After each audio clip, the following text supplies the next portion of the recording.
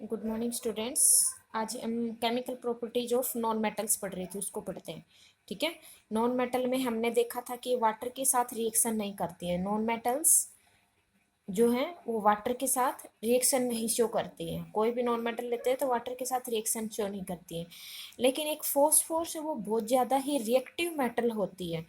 तो ये क्या करती है, मीन्स जो एयर के कांटेक्ट में अपना एटमोसफियर था, नॉन मेटल वाटर के साथ रिएक्शन नहीं करती, लेकिन फोस्फोरस जो है वो भी वाटर के साथ तो रिएक्शन नहीं करती, लेकिन ज़्यादा रिएक्टिव मेटल है। तो एयर के कांटेक्ट में आने से आग पकड़ जाती है, क्योंकि एयर के अंदर ऑक्सीजन प्रेजेंट होती है, नाइट्रोजन प्रेजेंट होती है। तो हमने पढ़ा था कि जो ऑक्सीजन के साथ रिएक्शन करते हैं तो जो नॉन मेटल है वो ऑक्साइड बनाते हैं। तो फोस्फोरस इतनी ज़्यादा रिएक्टिव है कि जो एटमॉस्फेयर के अंदर, एटमॉस्फेयर में एयर प्रेजेंट है और एयर के अंदर ऑक्सीजन प्रेजेंट है, तो इस ऑक्सीजन के साथ रिएक्शन कर जाती है और कई बार आग भी पकड़ जाती है। इसको रोकने के लिए हम क्या करते हैं, क्योंकि पानी के साथ तो ये रिएक्शन नहीं करती है नॉन मेटल्स, तो पानी के अंदर स्टोर करके रखते हैं। तो देखो इसमें phosphorus is very reactive non metal. Phosphorus क्या है, बहुत ज्यादा रिएक्टिव नॉन मेटल है। It catch fire if expose to air. अगर इसको हम एयर में रख देते हैं सीधा तो ये आग पकड़ जाती है। To prevent the contact of phosphorus, to prevent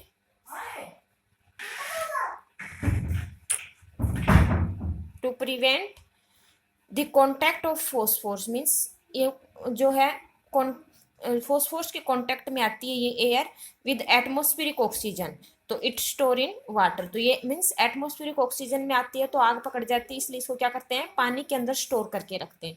उसके बाद में रिएक्शंस विद एसिड। हमने मेटल की जब एसिड के साथ रिएक्शन देखी थी तो क्या बन रहा था, मीन्स साल्ट बन रहा था और मेन हाइड्रोजन गैस निकल रही थी।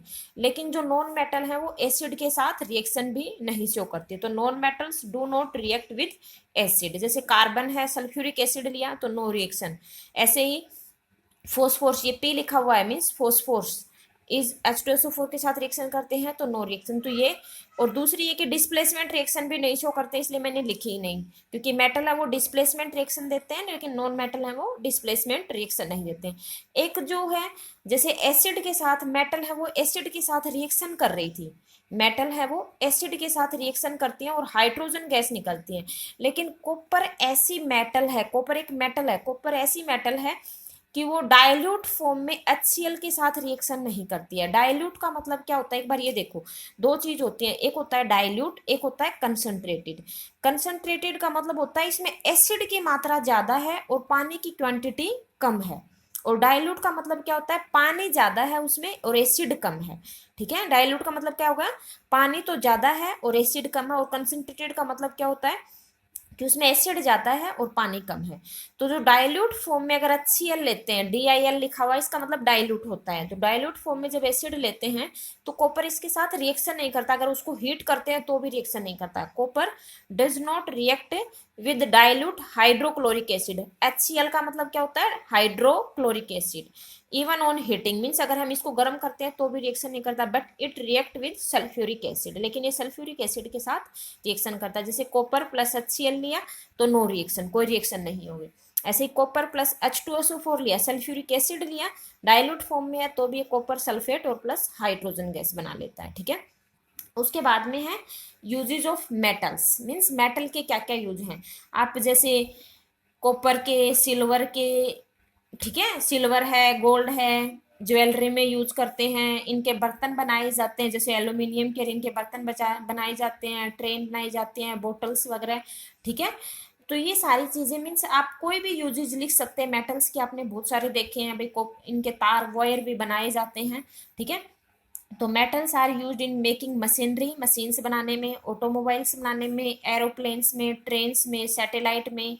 ठीक है। Cooking and steels, water bottles, ये सारी चीजें और काफी यूजेज हैं, आप कोई भी लिख सकते हैं कि इनके अंदर हम इनका यूज करते हैं। उसके बाद में है uses of non metals, means non metals की क्या यूज है। एक तो पहले ही ऑक्सीजन एक नॉन मेटल है। ऑक्सीजन क्या है, नॉन मेटल है। ऑक्सीजन का प्रयोग आप सभी को पता है कि हमें ऑक्सीजन नहीं मिलेगी तो मीन्स हम जिंदा नहीं रहते, तो ब्रीथिंग में यूज की जाती है। ठीक है। दूसरी जो है नाइट्रोजन है, ये भी एक नॉन मेटल है। और नाइट्रोजन जो है, यूरिया के अंदर नाइट्रोजन होती है, यूरिया का फार्मूला NH2CONH2, इसमें नाइट्रोजन होती है। और जो प्लांट होते हैं उनमें नाइट्रोजन भी काफी, ग्रोथ करने के लिए भी नाइट्रोजन की ज्यादा मात्रा में जरूरत होती है, तो मीन्स नाइट्रोजन का भी जो प्लांट की ग्रोथ के लिए जरूरी है। दूसरा जो है क्लोरीन है, ये भी क्या है, नॉन मेटल है। और जो नॉन मेटल है, और क्लोरीन का प्रयोग किया जाता है वाटर को प्यूरिफिकेशन करने में, ठीक है, प्यूरिफिकेशन में, क्योंकि क्लोरीन क्या करती है, जो बैक्टीरिया होते हैं, जर्म्स होते हैं, उनको मार देती है, ठीक है। और ऐसे हाइड्रोजन भी नॉन मेटल्स है, उनका जो है एटम बम बनाने में, इनमें प्रयोग किया जाता है। तो ये हम इनके यूजेज लिख सकते हैं। देखो, uses of non metals. Non metals essential for our life, हमारी लाइफ के लिए जरूरी है कौन सी, oxygen.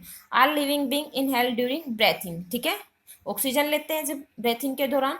Not metal is used in fertiliser, fertiliser में यूरिया जो होती है उसके अंदर नाइट्रोजन होता है। Enhance the growth of plant, और नाइट्रोजन किससे ही क्या बनते हैं, मीन्स प्लांट की ग्रोथ होती है। वाटर प्यूरिफिकेशन में, वाटर प्यूरिफिकेशन में कौन सी की जाती है, क्लोरीन है, ये वाटर प्यूरिफिकेशन में यूज की जाती है। Non metals use in crackers, ठीक है, क्रैकर्स में इनके जैसे इनमें यूज किया जाता है। ये चैप्टर आपका साइंस का चैप्टर कंप्लीट हो चुका है, ठीक है। एक्सरसाइज के क्वेश्चन नेक्स्ट टाइम करते हैं।